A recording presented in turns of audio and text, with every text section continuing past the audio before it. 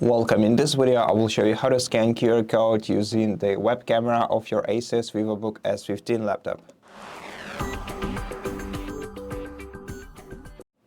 First of all, make sure that the camera security shutter is opened, and if not, then open it manually by moving it to the right.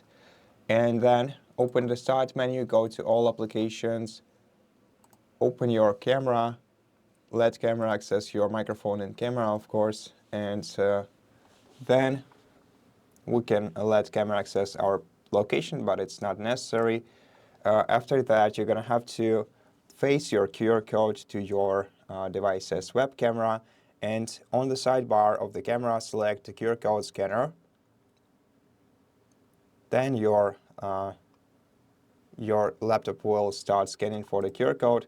Click the link you see below or the text you see below to go to the resource you want that this QR code leads you to, and then click the application you want to open this this data basically with. And in my case, it led to the IMEI.info website. And that's basically how you can scan QR codes and use QR codes with your ASUS VivoBook laptop. So thank you so much for watching this video. If you liked it, please consider subscribing to our channel, leave us a like in the comment below, and I'll see you in the next one.